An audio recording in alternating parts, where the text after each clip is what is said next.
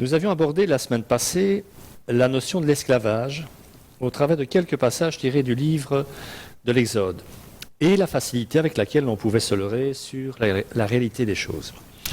J'aimerais aujourd'hui m'arrêter avec vous sur les différentes sortes d'esclavage dont nous pouvons souffrir sur le plan spirituel, même s'il faut préciser d'emblée que tout esclavage est spirituel, dans le sens où cette pratique manifeste le pouvoir du mal s'exerçant sur l'homme qui tient une personne en servitude et sur l'esclave lui-même.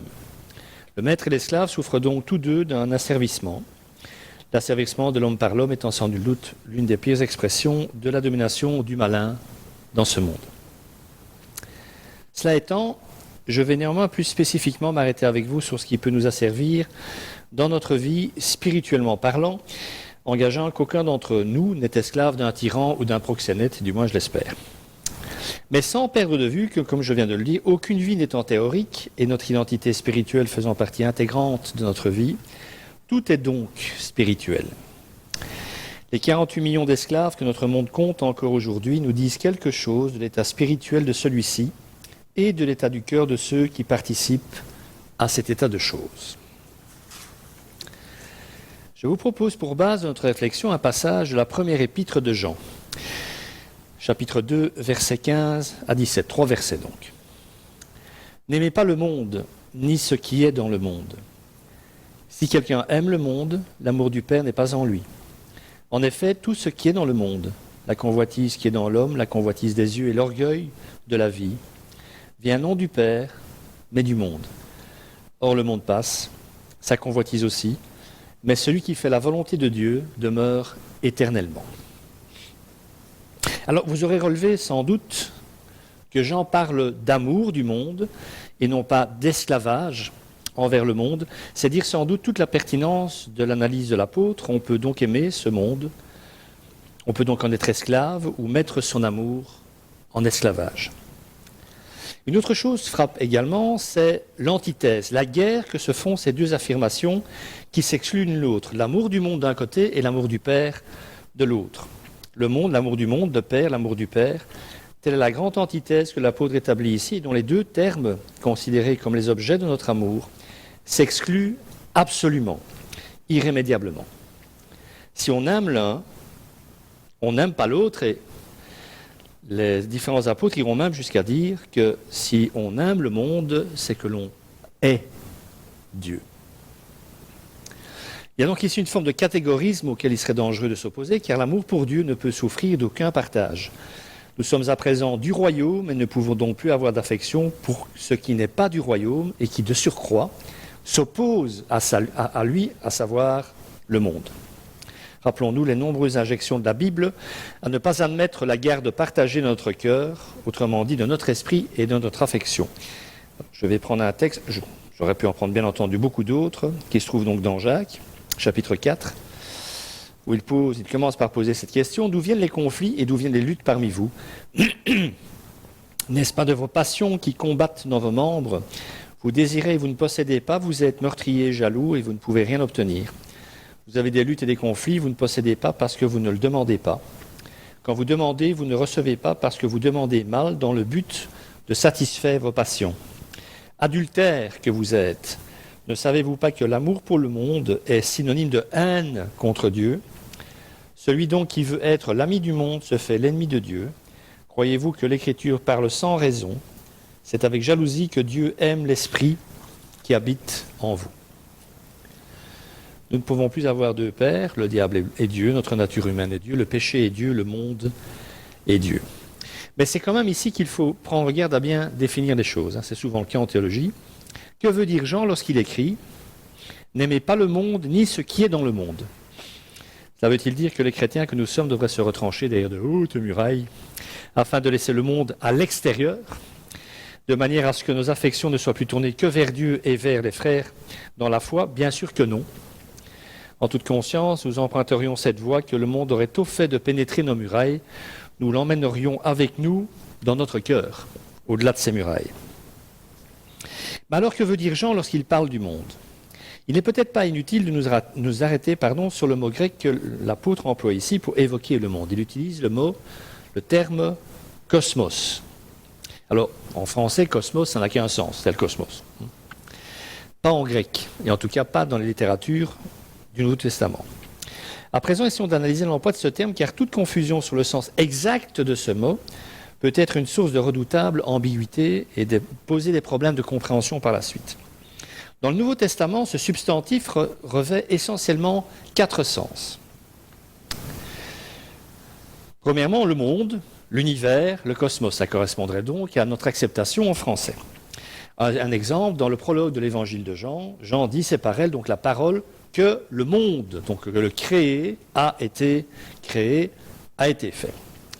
Deuxième sens de ce terme dans le Nouveau Testament, le cosmos, donc le monde, ça peut être la demeure des hommes, le théâtre de l'histoire, la terre où nous marchons, ou sur laquelle nous marchons. Un exemple que je cite aussi en Jean 17, donc c'est la fameuse prière sacerdotale, cette prière que Jésus adresse pour ses disciples à son Père.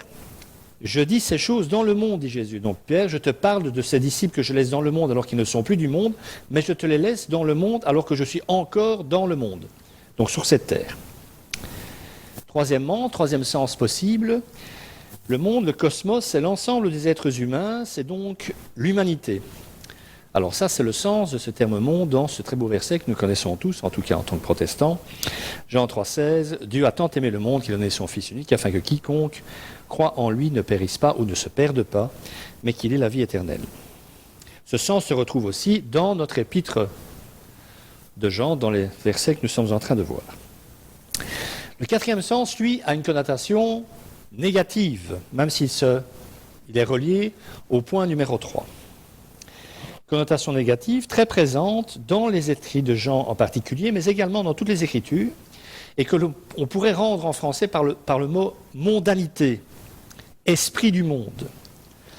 Et là, on en remarque l'emploi, entre autres, dans notre premier épître de l'apôtre Jean. Dans nos 3 versets, en fait, ce terme et dans cette acceptation-là, va apparaître 6 fois, pas moins de 6 fois. Donc, ça signifie que dans une perspective fortement dualisée, donc on a le monde d'un côté, avec cette compréhension-là, et Dieu de l'autre, eh bien, le monde personnifie la réalité qui est hostile à Dieu ou à Jésus. Et c'est aussi le cas en particulier dans l'évangile de Jean. Le monde ici, c'est donc l'ensemble des puissances qui font obstacle à son dessein de salut. Ce monde trouve sa manifestation historique dans une espèce d'individualité collective qu'on peut identifier comme cette part d'humanité qui se laisse attirer par les ténèbres et est sous le pouvoir de Satan, le prince de ce monde, comme l'appelle Jésus, toujours dans l'évangile de Jean. On comprend dès lors tout de suite qu'il ne peut y avoir la moindre contradiction entre l'affirmation de Jean 3,16 que Dieu aime le monde et ce passage de Jean qui nous dit que le monde pose problème à Dieu et que aimer le monde, c'est détester Dieu. On pourrait rendre la chose comme suit. Dieu aime l'humanité passionnément jusqu'à se réconcilier avec elle en Christ alors qu'elle est son ennemie. C'est comme ça qu'on réconcilie les deux dynamiques. En fait, c'est ce que dit Paul dans son épître aux chrétiens de Rome, et je vous lis le passage. En effet, Romains 5, versets 6 à 11, en effet, alors que nous étions encore sans force, Christ est mort pour des pécheurs au moment fixé. À peine mourrait-on pour un juste, peut-être accepterait-on de mourir pour quelqu'un de bien. Mais voici comment Dieu prouve son amour envers nous. Alors que nous étions encore des pécheurs, Christ est mort pour nous. Puisque nous sommes maintenant considérés comme justes grâce à son sang, nous serons à bien plus forte raison sauvés par lui de la colère de Dieu. En effet, si nous avons été réconciliés avec Dieu grâce à la mort de son Fils, lorsque nous étions ses ennemis, nous serons à bien plus forte raison sauvés par sa vie, maintenant que nous sommes réconciliés. Bien plus, nous plaçons notre fierté en Dieu, par notre Seigneur Jésus-Christ, par qui maintenant nous avons reçu la réconciliation. Alors, il y a quelque chose d'assez extraordinaire dans ce passage de Paul, une affirmation assez forte, mais de laquelle on peut peut-être passer à côté, c'est que l'évangile, le salut, est pour les ennemis de Dieu, parce qu'il n'y en a pas d'autres, en fait. Mais le salut, c'est la bonne nouvelle, est pour les ennemis de Dieu. Il aime le monde, mais malgré tout, ce monde est son ennemi, mais il aime jusqu'au point de donner son Fils pour son salut. Et le salut n'est donc possible que pour eux. Et en passant, il y a aussi une position frappante avec les autres religions qui, elles, proposent le salut à ceux qui le méritent. ou qui le mériteraient plutôt, à ceux qui sont suffisamment bons pour le mériter.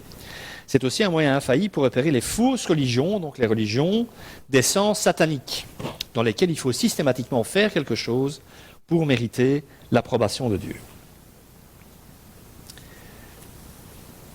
Dieu aime le monde, mais le monde, dans l'acceptation numéro 4 que nous avons vue, est l'ennemi de Dieu.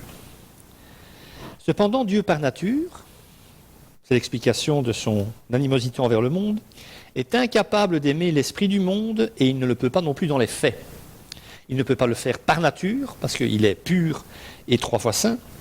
Il ne peut pas non plus le faire dans les faits, précisément parce que son désir pour les hommes est une vie de plénitude, ce à quoi s'oppose radicalement leur démission devant les séductions de l'esprit du monde, parce qu'il sait très bien que céder à la tentation, céder à la séduction, c'est dépérir de son statut d'humain tel que Dieu le considère. Et c'est donc là, dans cette articulation-là, qu'on retrouve notre esclavage dont nous parlions la semaine passée. Donc Dieu aime le pécheur, mais pas son péché. Il aime l'homme, vous connaissez la formule, hein, tel qu'il est, mais il l'aime trop pour le laisser tel qu'il est.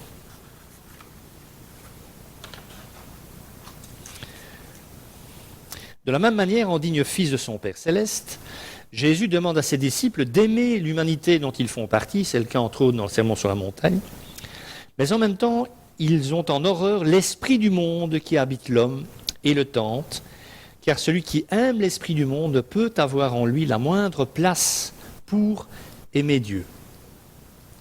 Donc il ne faut pas se leurrer, on ne peut pas mélanger les deux dans notre cœur. C'est ce que nous dit donc également Jacques dans le passage que nous avons vu il y a quelques instants. Quiconque veut être l'ami du monde devient ennemi de Dieu.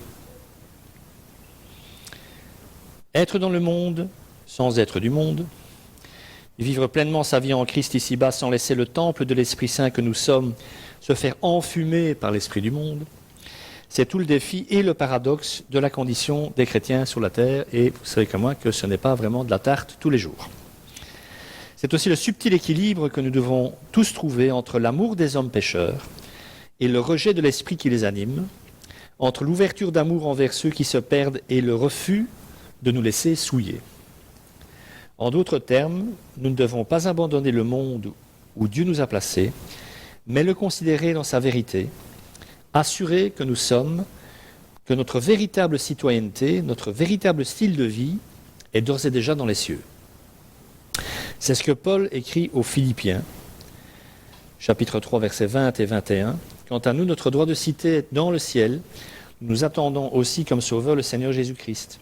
Il transformera notre corps de misère pour le rendre conforme à son corps glorieux, par le pouvoir qu'il a de tout soumettre à son autorité. » Nous n'avons pas d'autre patrie que le royaume de Dieu. Si on pouvait avoir un autre passeport que simplement celui que nous avons, on verrait citoyen du ciel ou citoyen des cieux, et pas citoyen belge. Pour le dire avec l'apôtre Pierre, la vie chrétienne est parochia, c'est-à-dire pèlerinage, littéralement résidence en terre étrangère. Le chrétien vit en compagnie des hommes, ça vous l'aurez remarqué, avec les hommes, parmi les hommes, mais en rupture totale avec l'esprit du monde. Il ne se plie pas à l'idéologie dominante, ni ne se soumet aux puissances de ce monde, qui agissent en coulisses, parce que s'il y a la dimension humaine pervertie, il y a aussi, comme le dit Paul, que je veux dire maintenant en effet incise, ce n'est pas contre l'homme que nous avons à lutter, mais contre les puissances, contre les autorités, contre les souverains de ce monde de ténèbres, contre les esprits du mal. Dans les lieux célestes, ça aussi, ça participe à la chose, à cette entité qui s'oppose au salut de Dieu dans le monde. Alors nous savons que notre temps de pèlerinage sur cette terre est un exode, un passage de ce monde au Père. Et je sais que c'est parfois, si pas souvent, difficile à comprendre et dès lors à vivre. Mais il nous suffit de nous rappeler que tout le temps qui nous est donné sur cette terre, nous devons persévérer et rechercher les choses d'en haut, parce que c'est possible, d'ores et déjà. Les enfants du Père que nous sommes doivent donc être capables d'établir une distance entre eux et les choses de la terre. Et pour que cela puisse être, nous devons donc prendre position par rapport au monde. Nous ne devons ni l'aimer, ni encore moins l'idolâtrer. Notre amour ne peut être orienté que vers Dieu et les hommes. Jean fait donc allusion, en utilisant le vocable monde, à l'esprit charnel, mauvais, corrompu, qui depuis la chute règne parmi les hommes avec toutes les choses indifférentes en elles-mêmes, que cet esprit rend néfastes en les pénétrant et en les assujettissant à son service. Autrement dit, le même objet, la même action, la même jouissance peuvent être du monde ou d'en être pas, selon l'esprit qu'on y apporte. Comme je l'ai dit en commençant, tout est monde, mais les choses les plus saintes en apparence, là où l'amour de Dieu n'est pas à la première place, et là où est cet amour, rien n'est monde, car il s'exclut naturellement. L'amour de Dieu, l'amour véritable du Père, exclut nécessairement tout ce qui par sa nature est incompatible avec lui. Donc on peut poser des actes soi-disant saints de service pour Dieu, et en fait être animé par l'esprit du monde. C'est un peu ce que dit Dwight Edwards, le pasteur Dwight Edwards. Tant que nous n'aurons pas compris que les pulsions de la chair, de notre nature humaine, qui poussent une personne à se droguer ou à tromper son conjoint peuvent être les mêmes que celles qui incitent un autre à enseigner à l'école du dimanche, nous n'aurons pas compris ce que la Bible déclare au sujet du péché et de la convoitise. On peut enseigner dans l'Église en étant animé par l'esprit du monde.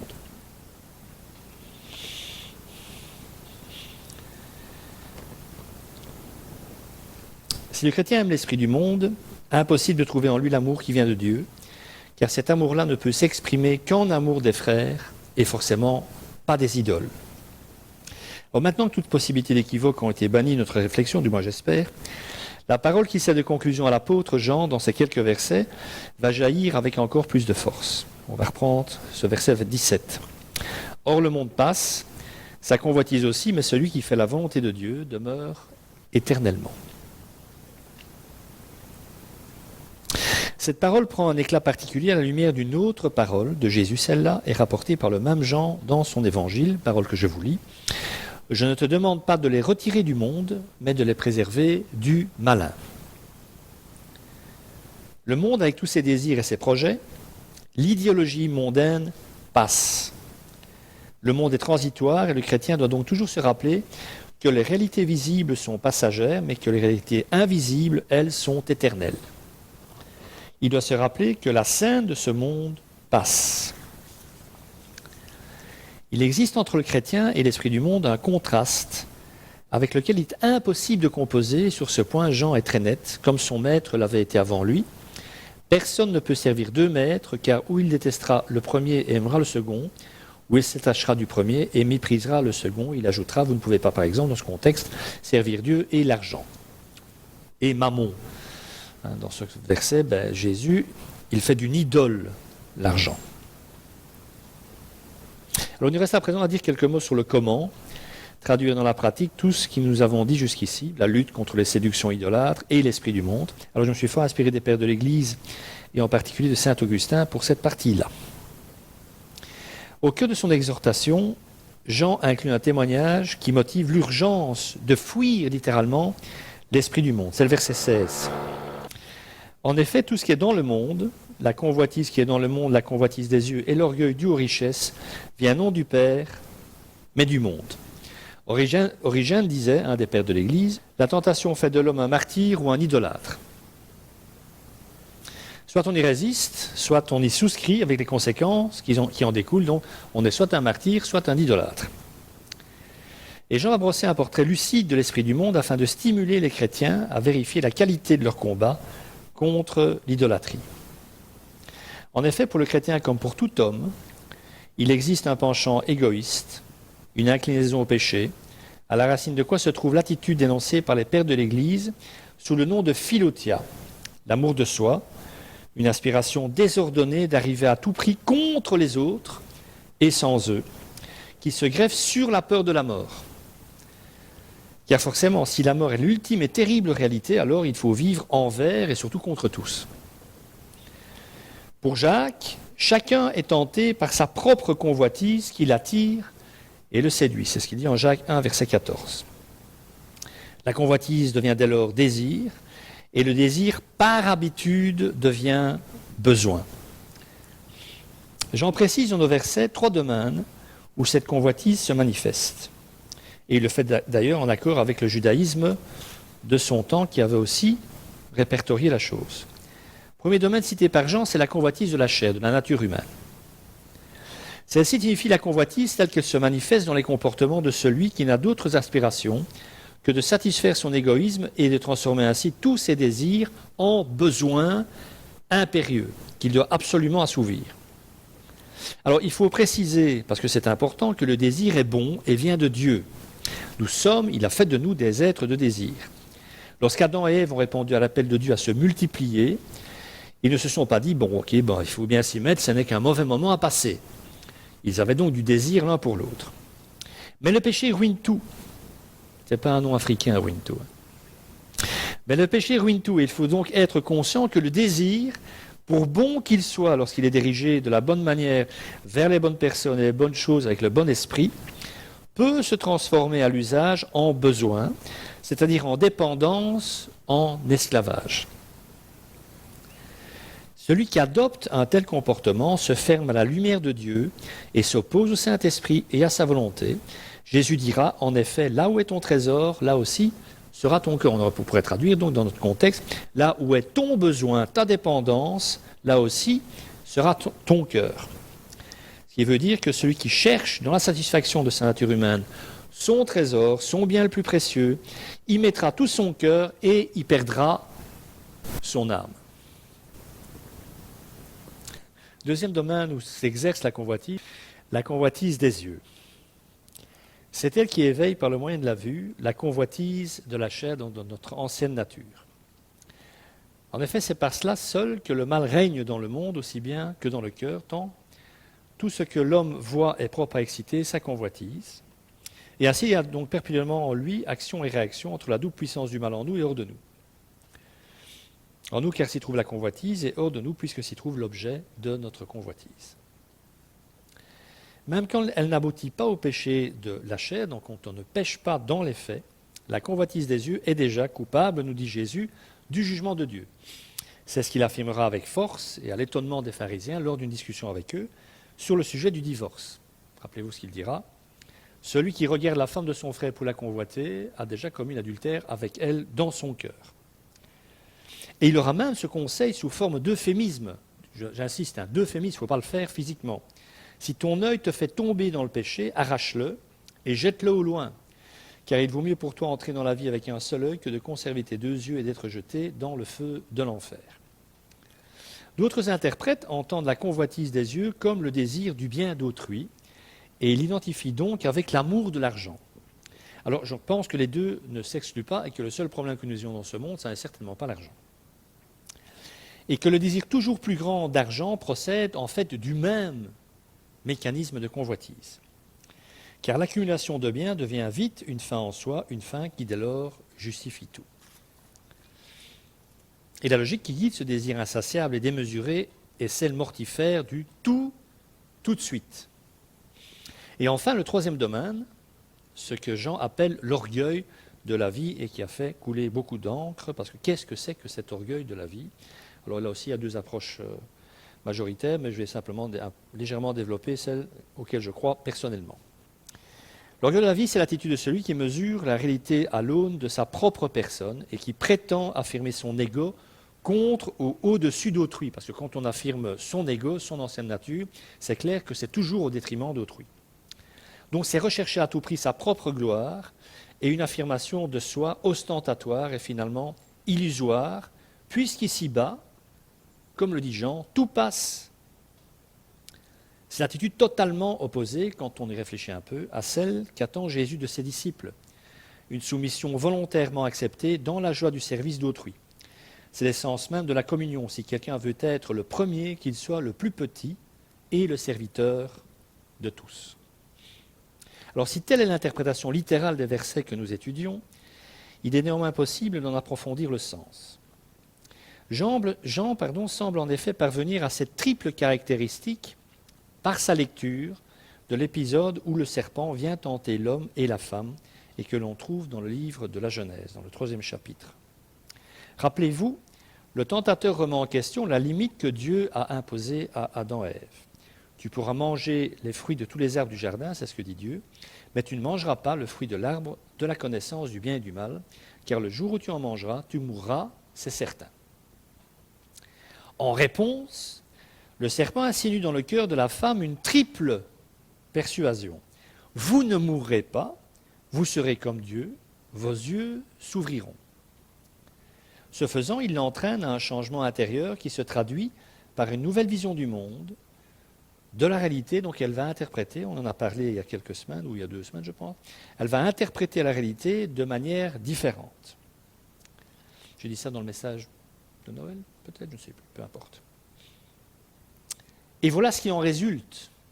Elle est dans l'obéissance à Dieu, le serpent intervient, et voilà ce qu'elle dit en Genèse 3,6.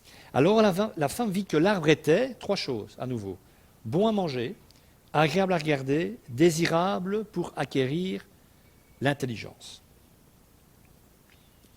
L'obsession de l'immortalité, de la toute-puissance et de l'omniscience, accentuée par la frustration que provoque l'impuissance à accepter ses propres limites de créature, pousse à considérer le monde extérieur comme une proie à arracher, comme une réalité qui n'existe que pour servir la convoitise humaine. Dès lors, le péché est déjà commis. Le monde n'est plus alors qu'un immense magasin de jouets mis à la disposition d'enfants gâtés. Alors vous aurez peut-être relevé au passage une allusion au message de Noël qui portait sur l'abaissement du Christ. Là où celui-ci accepte d'abandonner sa gloire sans s'accrocher à celle-ci, l'homme pécheur, lui, s'accroche à tout ce que le monde peut offrir sans rien vouloir en lâcher. On comprendra d'autant mieux pourquoi ce type d'habitude doit être combattu dans le cœur du chrétien. Une dernière chose encore. Nous pouvons en effet aller encore un peu plus loin en remarquant avec les pères de l'Église, Augustin d'Hippone en tête, que les tentations de Jésus au désert reposent, elles aussi, sur ce triple déploiement. La tentation de Jésus est en fait l'antimodèle de l'Adam dans la Genèse. Parce que là où Adam est tombé, suite à la tentation, Jésus a vaincu. Or, il est significatif que Matthieu et Luc aient ramené à 3 le nombre des tentations ayant assailli Jésus, et auquel il a répondu, il faut le rappeler, avec comme seule arme l'obéissance absolue à la parole de Dieu. Rappelez-vous les 3 tentations, changer les pierres en pain, posséder le royaume de la terre, se précipiter du toit du temple pour être sauvé miraculeusement de sa chute. Toutes ces réalités correspondent exactement à celles exposées par Jean dans sa première lettre, dans ces versets que nous venons d'étudier. Et voici l'application pratique qu'en tire saint Augustin. L'amour du monde t'entraîne-t-il avec violence? Tiens-toi étroitement uni au Christ. Si vous vous souvenez de ces paroles, donc celles que Jésus a données à Satan, et si vous les mettez en pratique, vous n'aurez pas en vous la convoitise qui vient de l'esprit du monde. Et vous ne serez dominé ni par la convoitise de la chair, ni par l'arrogance des regards, ni par l'ambition terre à terre. Ainsi, vous ouvrirez en vous une plus grande place pour l'amour, c'est alors que vous aimerez Dieu. Conservez l'amour de Dieu et vous resterez dans l'éternité, comme Dieu est éternel. En effet, tel est chacun, tel est son amour. Le monde passe, nous dit Jean, et tout ce qu'il renferme avec lui. Tout ce dont l'homme jouit et s'enorgueillit périt, et sa convoitise avec lui. Tout ce que l'homme a aimé sur la terre passe et périt, si ce n'est avant lui, cela périt pour lui et avec lui. Dès qu'il meurt, tout ça disparaît pour lui. Il peut donc déjà parfois ressentir cette solitude, cet abandon sans consolation et sans espérance que provoque en lui le vide de n'être jamais rassasié, comme un glouton qui mange et mange sans jamais ressentir aucune satiété. Le triste sort que se préparent ceux qui s'attachent à un monde périssable est mis en évidence par le terme opposé du contraste dans notre passage.